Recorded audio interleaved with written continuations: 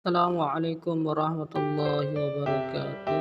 Nama saya Midun, Prodi Pendidikan Agama Islam, mata kuliah PTK atau Penelitian Tindakan Kelas, tugas rangkuman materi 1 sampai 3. Pengertian dan tujuan PTK. Pengertian penelitian. Penelitian yaitu suatu kegiatan ilmiah untuk memperoleh pengetahuan yang benar tentang suatu masalah. Pengetahuan yang diperoleh dari penelitian terdiri atas fakta, konsep, generalisasi, dan teori. Pengertian tindakan yaitu suatu gerak kegiatan yang sengaja dilakukan dengan tujuan tertentu.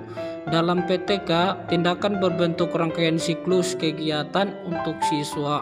Pengertian kelas tidak terikat pada ruang yang sempit, tetapi lebih luas. Kelas menunjukkan pada sekelompok siswa yang dalam waktu yang sama menerima pelajaran yang sama pula dari guru yang sama atau sekelompok siswa yang sedang belajar. PTK penelitian tindakan kelas yaitu upaya untuk memperbaiki praktek pembelajaran menjadi lebih efektif. PTK artinya Classroom Action Research atau CARE. Dalam istilah ini terdapat 3 kata kunci yaitu penelitian, tindakan, dan kelas. Tujuan PTK yaitu terbagi atas 3. Yang pertama yaitu mengeksplorasi dan membuahkan kreasi-kreasi dan inovasi-inovasi pembelajaran, misalnya pendekatan, metode, strategi, dan media yang dapat dilakukan oleh guru demi peningkatan mutu proses dan hasil pembelajaran. Yang kedua ialah mencobakan gagasan, pikiran, kiat, cara, dan strategi baru dalam pembelajaran untuk meningkatkan mutu pembelajaran selain kemampuan inovatif guru. Yang ketiga ialah mengeksplorasi pembelajaran yang selalu berwawasan atau berbasis penelitian agar pembelajaran dapat bertumpu pada realitas empiris kelas, bukan semata-mata bertumpu pada kesan umum atau asumsi. Kita masuk pada karakteristik PTK. Karakteristik PTK terbagi menjadi 5. Yang pertama, PTK merupakan kegiatan yang berupaya memecahkan masalah pembelajaran dengan dukungan ilmiah. Yang kedua ialah PTK merupakan bagian penting upaya pengembangan profesi guru melalui aktivitas berpikir kritis dan sistematis serta membelajarkan guru untuk menulis dan membuat catatan. Yang ketiga ialah persoalan yang dipermasalahkan dalam PTK berasal dari adanya permasalahan nyata dan aktual yang terjadi saat ini dalam pembelajaran di kelas. Yang keempat ialah PTK dimulai dari permasalahan yang sederhana, nyata, jelas, dan tajam mengenai hal-hal yang terjadi di dalam kelas.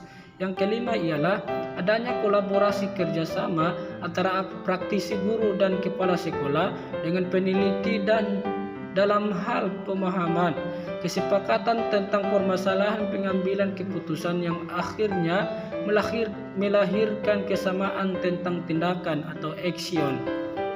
Kelebihan dan kelemahan PTK.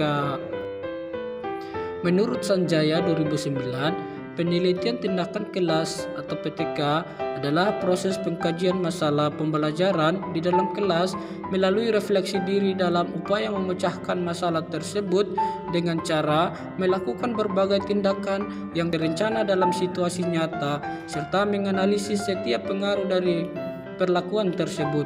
Dari pengertian PTK tersebut, ada 5 hal yang harus diperhatikan dalam melaksanakan PTK, yaitu 1. PTK merupakan proses yang artinya PTK adalah rangkaian kegiatan yang dimulai dengan menyadari adanya masalah, kemudian tindakan untuk memecahkan masalah dan refleksi terhadap tindakan yang dilakukan tersebut. Yang kedua ialah PTK mengkaji masalah pembelajaran di dalam kelas yang artinya berkaitan dengan proses pembelajaran yang dilakukan oleh guru dan siswa. Yang ketiga ialah PTK dimulai dan diakhiri dengan refleksi diri, artinya yaitu yang melaksanakannya adalah guru sendiri. Yang keempat ialah ketika dilakukan berbagai tindakan Artinya, tindakan hanya ingin mengetahui sesuatu, tetapi ada aksi dari guru untuk proses perbaikan. Yang kelima ialah PTK dilakukan dalam situasi nyata. Artinya, aksi yang dilakukan guru dilaksanakan dalam setting pembelajaran yang sebenarnya, tidak mengganggu proses pembelajaran yang sudah direncanakan. Kelebihan dan keunggulan PTK terbagi menjadi 7. Yang pertama ialah praktik dan langsung relevan untuk situasi yang aktual. Yang kedua ialah kerangka kerjanya teratur. Yang ketiga ialah dasarkan pada observasi nyata dan objektif. Yang keempat ialah fleksibel dan adaptif.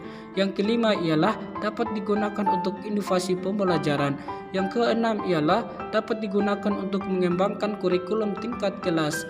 Dan yang ketujuh ialah dapat digunakan meningkatkan kepekaan atau profesionalisme guru tersebut. Kekurangan atau kelemahan PTK terbagi menjadi 8. Yang pertama ialah validasinya masih sering disangsikan. Yang kedua ialah tidak dimungkinkan melakukan generalisasi karena sampel sangat terbatas atau subjektivitas sehingga kurang representatif dan kontrolnya terhadap variabel bebas sangat sedikit.